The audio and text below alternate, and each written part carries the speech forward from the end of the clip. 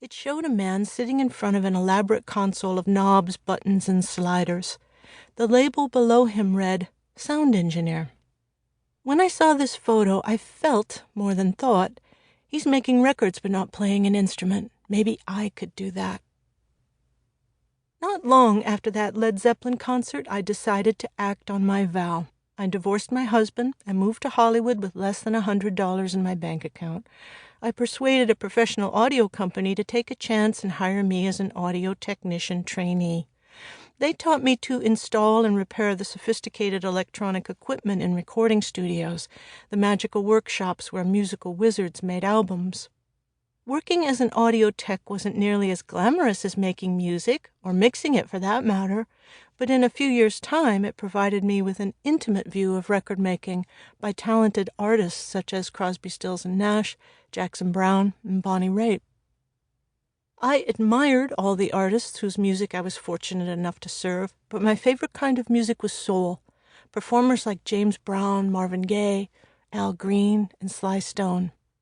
And there was no question which artist was my favorite. The newcomer mowing down all the conventions of pop, rock, and soul, Prince. But Prince recorded his music elsewhere, and I knew that he wasn't ever going to walk through the door of the Los Angeles studio where I worked. Then one life-changing day in the early summer of 1983, I got a call from a former boyfriend who worked as chief tech for Westlake Audio, Michael Jackson's chosen studio. In his thick Boston accent, John said, "Your dream job is waiting for you. Prince is looking for a technician." I instantly knew that the job would be mine. I had been a Prince fan from the moment I'd heard his first single, Soft and Wet, coming out of a boombox held on the lap of a young black teen on the back of an eastbound bus crawling along Sunset Boulevard in Hollywood. I had seen Prince a couple of times on tour and had all his albums. I also knew through the professional grapevine that he liked working with women. His genre-bending sound and avant-garde profile made him a rare bird, an eclectic outsider to the folk rock musicians surrounding me in Southern California. But the fact that I was one of a tiny handful of female audio technicians in the industry made me a rare bird, too. None of the more experienced technicians in Los Angeles were interested in taking the gig because it required relocating to the Midwest, thousands of miles from the epicenter of the entertainment industry. I, on the other hand, was willing to leave everyone and everything behind, move to Minneapolis, and become the personal tech for the artist who meant the most to me. Prince had just finished touring for his groundbreaking double album 1999. He was at an early point in his next record, and the first thing he needed me to do was install a new recording console in his home. That task took me about a week to finish, after which we began to have short exchanges. Prince was famously taciturn, especially while working.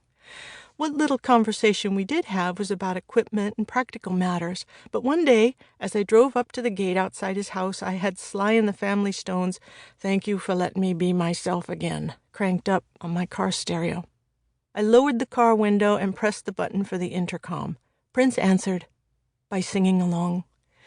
That might have been the first time he realized that he and I shared the same musical taste, that we lived on the same street, as he liked to put it. Perhaps that's why, after I finished installing the equipment, he unexpectedly invited me to sit in the recording engineer's chair. There's a world of difference between an audio tech and a recording engineer. To use an analogy from the movie business, the recording engineer is like the cinematographer, while the audio tech is like the crew person who repairs the camera. But Prince didn't realize, or more likely didn't care, that I had no experience in the art of manipulating sound. He trusted my technical knowledge and, somewhat audaciously, was willing to trust my ability to listen. For someone so determined to make her way in the music industry, it was an astonishing opportunity. I was learning to make records from one of the most original musical minds of his generation, hearing what he heard, listening through his ears. My first professional experience in the engineer's chair helped me realize that all the happy hours I'd spent listening to records had supplied me with a rich mental framework for making musical decisions.